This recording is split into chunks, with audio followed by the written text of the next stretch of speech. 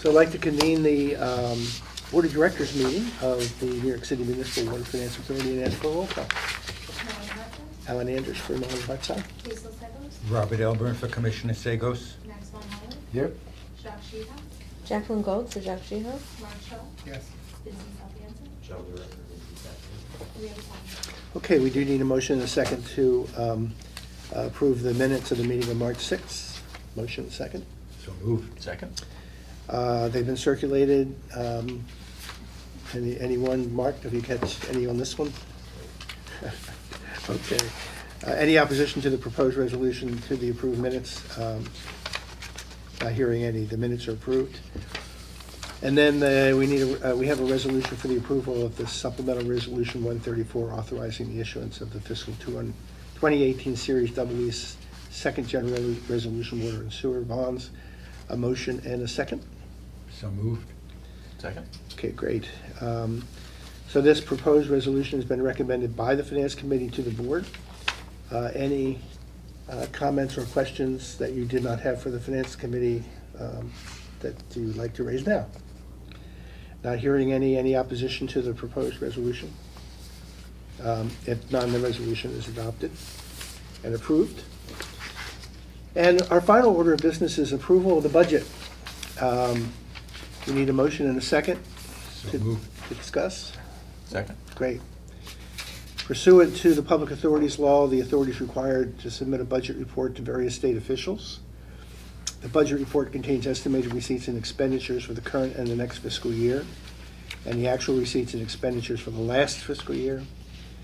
This also fulfills the requirement of the Public Authorities Law to submit a 4-year financial plan, including a current and projected capital budget, an operating budget report, actual versus estimated, with an analysis and measurement of financial and operating performance. The proposed resolution would approve the budget and the financial plan, which have been circulated for the board. So Olga is going to take you through two sheets here and give you a little guide. So there are the last 2 pages in your packet are the budget schedules. The first schedule is the authority's proposed revised fiscal 2018 budget, and also proposed budget for fiscal 2019 with some information data on fiscal 2017 adopted budget as well as actual disbursements. So this is authority's own budget, administrative expense budget, and most of it has to do with the core mission of the authority, which is funding water and sewer capital projects. Only about 5% of the overall budget has to do with kind of administrative and expenses and payroll expenses. The bulk relates to costs related to running the financing program. So that's why you see things like liquidity fees, like administrative fees to New York State Environmental Facilities Corporation, which are the 2 largest expense components.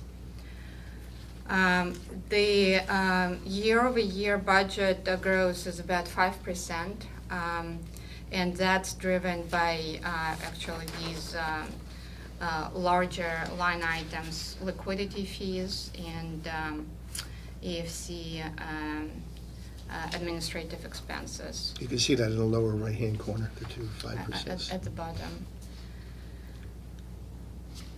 So are there any questions about any of the detail? Well, one thing maybe that's worth noting, because it is a little confusing, if you look at at the 4th column, there is a 10.5 million expense for arbitrage rebates. This 10.5 amount was actually funded partially from the authority's expense account, and the bulk was actually paid out of authority's construction account. That's why even though it's included in actual disbursements, because only a part of it has to do with the authority expense budget, it's not included in the total. So it's a little bit of a confusing presentation, but it's explained in footnote 2. Excuse me. And that's footnote 2. Yeah. Okay. Yeah.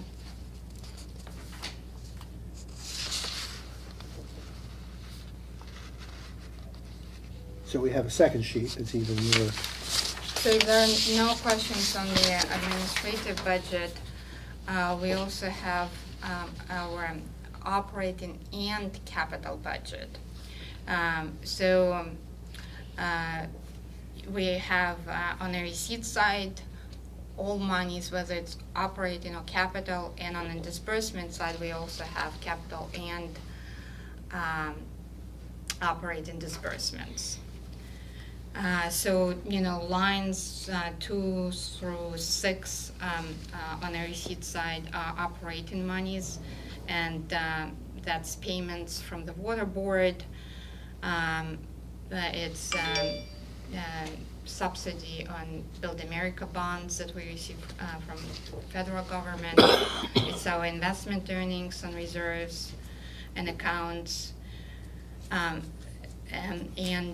Line 8 is all receipts that are generated by our capital markets activity and by us issuing bonds and notes to New York State Environmental Facilities Corporation. On the disbursement side, we're actually showing capital disbursements first. So lines 11 through 13 are capital disbursements. That's, again, proceeds that we raised in capital markets and by issuing bonds to EFC that we're spending on capital projects, as well as operating cash receipts that we're using to defease outstanding bonds or pay for capital projects, and that's line 13. And then lines 14 through 19 and 20, that's our operating expenses. Debt service, net of EFC subsidy and other receipts, and then administrative budget, which we just looked at, on a price schedule. So then we come down to line 22, and that's basically a difference between all of the operating and capital receipts and all of the operating and capital disbursements for the authority.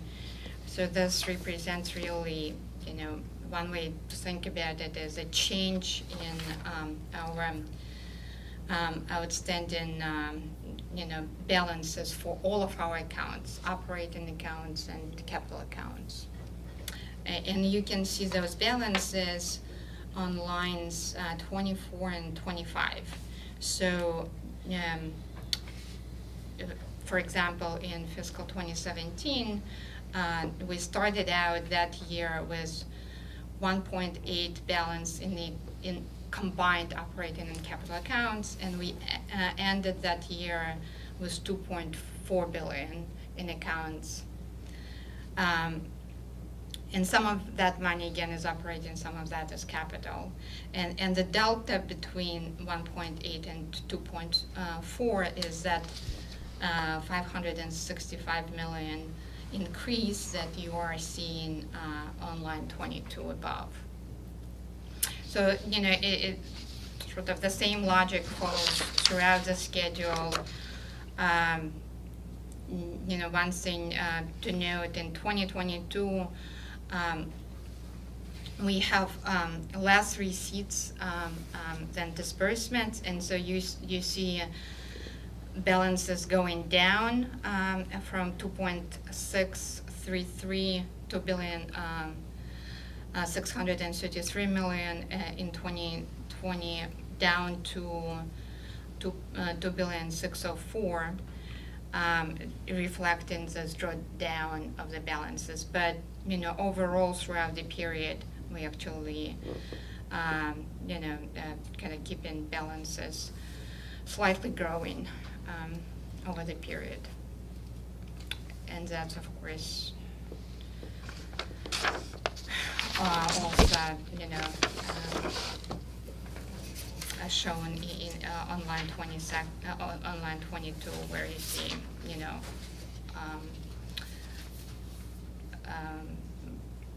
positive changes except for the negative in 2020.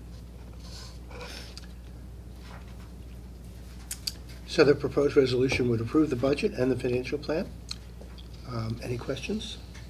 Well, again, maybe also let me just highlight one other kind of notable change in schedule. I know it's a lot of numbers to digest, but if you look at line 13, cash contribution for capital cash defeasance, the adopted budget for the current fiscal year for 2018 had $475 million allocated for cash defeasance. We're now growing this number to $825 million. That's cash defeasance has been an important feature and a great mechanism for us to defease high coupon debt and lower our debt service costs going forward. Last year, we've done about $781 million of cash defeasance, and we, due to the financial strengths of the system, we're able to increase this number for this year as well to 825. The forecast is more conservative. Cash defeasance is ranging here between $250 million and $375 million. But, of course, to the extent we will be able to do more, we'll bring it up for discussion at the board. Any questions? Comments? Any objection to approving the proposed resolution? Not hearing any, the resolution's approved. Any further business? Motion to adjourn? So moved. And second? Second. Opposition? Thank you. Thank you. Adjourned.